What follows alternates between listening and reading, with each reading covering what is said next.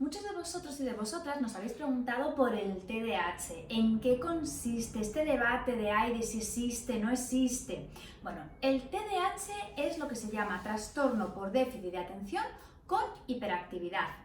Es el nombre que se le da, el nombre que tiene en el DSM, pero no es solamente un tema de atención. Cuando estamos hablando de TDAH, lo que está ahí es un trastorno de la función ejecutiva. La función ejecutiva, que es esa capacidad que todos tenemos para planificar, para organizar, para ser capaces de mantener la atención, para ir comprobando si hago bien las cosas o irme corrigiendo por el camino, es lo que suele estar afectada en los niños y en las niñas con diagnóstico de TDAH.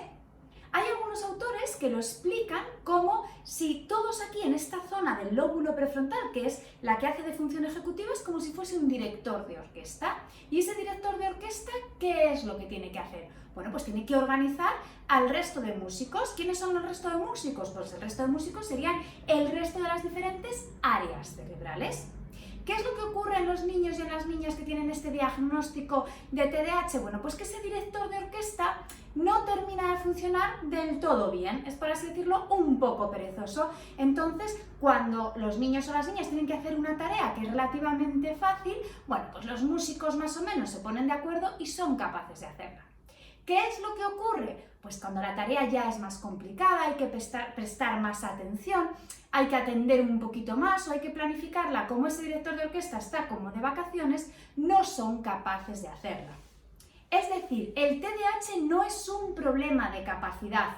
Estos niños y estas niñas tienen la misma capacidad que el resto, es decir, un rango dentro de 80 a 120 o incluso algunos de altas capacidades también podrían tener TDAH, ¿vale? Y tampoco es un problema de maduración de esto. No, nos han dicho que es que puede ser que el niño o la niña sea inmaduro. No. ¿Por qué? Porque lo que estamos viendo es que cuando se hace una evaluación, ¿qué es lo que ocurre? Que justo lo que sale por debajo es la capacidad de atención, de planificación, de un poquito del controlando la conducta, la secuenciación, la regulación. Y esto no es un tema de maduración, porque son las áreas específicas que dependen de ese lóbulo prefrontal, que tienen que ver con la función ejecutiva. Dentro de los TDAHs tenemos tres subtipos de TDAH. Sabemos que cuando hay un TDAH al final son tres grandes ejes en torno a los que se articula, que sería, por un lado, la atención o la inatención, que es la incapacidad para mantenerse atento a lo largo del tiempo y con una buena calidad atencional.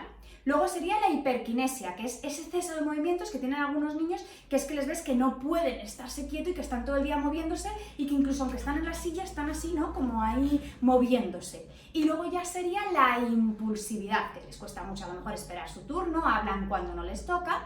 En función de si tienes uno, dos o de los tres componentes alterados, así tendremos el TDAH subtipo inatento, que son niños que no son hiperactivos, simplemente es que les cuesta mucho mantener la atención, que son los que muchas veces pueden pasar más desapercibidos en el sistema o que a veces son catalogados como lentos o vagos, pero no es que sean lentos o vagos, sino que tienen un TDAH con predominio inatento.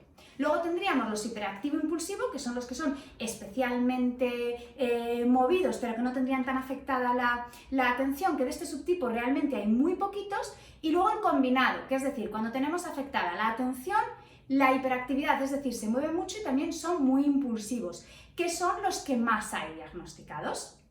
Esperemos que os sea de ayuda.